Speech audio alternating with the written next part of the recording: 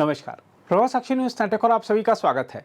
रूस यूक्रेन युद्ध समाप्त करवाने के लिए दुनिया इस समय प्रधानमंत्री नरेंद्र मोदी की ओर ही देख रही है। ऐसे में यह खबर आना कि मोदी रूस जा रहे हैं, दुनिया भर को आश्वस्त कर गया है कि जरूर मोदी कुछ ना कुछ करेंगे जिससे 2.5 साल से ज़्यादा समय से चल रहा यह युद्ध समाप्त हो सके। हम आपको बता दें कि रूसी राष्ट्रपति व्लादिमीर पुतिन के निमंत्रण पर मोदी ब्रिक्स शिखर सम्मेलन में भाग लेने के लिए मंगलवार से कजान की 2 दिवसीय यात्रा पर जाएंगे। रूस के शहर कजान में आयोजित होने वाले ब्रिक्स शिखर सम्मेलन में प्रधानमंत्री नरेंद्र मोदी और चीनी राष्ट्रपति शी जिनपिंग का भी आमना सामना होगा, इसलिए सबकी नजरें इस बैठक पर लग गई हैं। हम आपको याद दिला दें कि पिछले वर्ष अगस्त में प्रधानमंत्री मोदी और चीनी राष्ट्रपति जिनपिंग ने ब्रिक्स शिखर सम्मेलन से इतर जोहानिसबर्ग में एक संक्षिप्त और अनौपचारिक बातचीत की थी। हम आपको याद दिला दें कि भारतीय और चीनी सैनिक 4 साल से अधिक समय से पूर्वी लद्दाख में वास्तविक नियंत्रण रेखा पर तीखे गतिरोध में उलझे हुए हैं। विदेश मंत्रालय ने कहा कि मोदी के कजान में ब्रिक्स सदस्य देशों के अपने समकक्षों और आमंत्रित नेताओं के साथ द्विपक्षीय बैठकें करने की भी उम्मीद है। उम्मीद है कि प्रधानमंत्री मोदी रूसी राष्ट्रपति पुतिन के साथ द्विपक्षीय बैठक करेंगे, जिस दौरान दोनों नेता यूक्रेन में संघर्ष पर विचार विमर्श करेंगे। हम आपको बता दें कि राष्ट्रपति पुतिन ने ब्रिक्स शिखर सम्मेलन से इतर प्रधानमंत्री मोदी के साथ द्विपक्षीय बैठक का पिछले महीने प्रस्ताव रखा था, जब राष्ट्रीय सुरक्षा सलाहकार अजीत डोभाल ने सेंट पीटर्सबर्ग में उनसे मुलाकात की थी।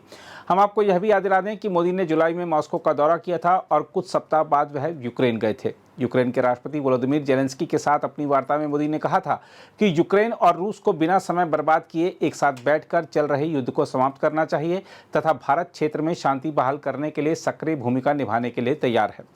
दूसरी ओर मोदी का बेसब्री से इंतजार कर रहे रूसी राष्ट्रपति व्लादिमीर पुतिन ने कहा है कि मोदी मेरे बहुत अच्छे दोस्त हैं। इसके साथ ही रूस के राष्ट्रपति पुतिन ने कहा है कि यूक्रेन में युद्ध समाप्त करने के लिए कोई समय सीमा निर्धारित करना कठिन है, लेकिन उन्हें यकीन है कि इसमें उनका देश जीतेगा।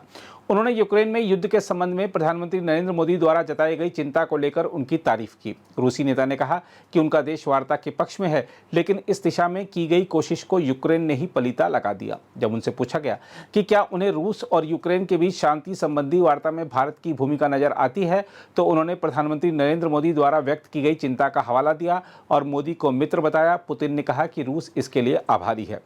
रूसी राष्ट्रपति पुतिन ने कहा कि युद्ध समाप्त करने के लिए कोई समय सीमा निर्धारित करना कठिन है। उन्होंने रूस को युद्ध में धकेलने के लिए अमेरिका और उत्तरी अटलांटिक संधि संगठन यानी नाटो को दोषी ठहराया तथा कहा कि उनका देश विजयी होगा। उन्होंने कहा कि यूक्रेन की सेना अपने बलबूते इतनी सटीकता के साथ हथियारों को लक्ष्य तक नहीं पहुंचा सकती है। उन्होंने कहा यह सब नाटो के पेशेवरों द्वारा किया जाता है, लेकिन आप जानते हैं कि फर्क क्या है, नाटो हमारे खिलाफ युद्ध लड़ रहा है। उन्होंने कहा कि रूसी सेना दुनिया की सबसे अधिक प्रभावी और उच्च तकनीक वाली सेनाओं में से एक बन गई है और नाटो हमारे खिलाफ यह युद्ध लड़ते लड़ते थक जाएगा। रूसी नेता ने शांति वार्ता की इच्छा व्यक्त की और यूक्रेन पर पहले के प्रयासों से पीछे हटने का आरोप लगाया। हम आपको यह भी बता दें कि कुछ सप्ताह पहले अपने वक्तव्य में पुतिन ने कहा था कि रूस इस मुद्दे पर भारत, चीन और ब्राजील के संपर्क में है। पुतिन ने अपने देश में आयोजित होने वाले ब्रिक्स शिखर सम्मेलन से पहले यह भी कहा कि यह पश्चिम विरोधी नहीं बल्कि एक गैर पश्चिम संगठन है और प्रधानमंत्री नरेंद्र मोदी ऐसा कह चुके हैं। रूस के साथ लड़ाई में यूक्रेन का साथ देने के लिए अमेरिका और पश्चिमी देशों की आलोचना करते हुए पुतिन ने कहा कि उनका सैन्य संगठन नाटो यूक्रेन के खिलाफ यह लड़ाई लड़ रहा है। पुतिन ने कहा कि ब्रिक्स के दरवाजे नए सदस्यों के लिए बंद नहीं हैं।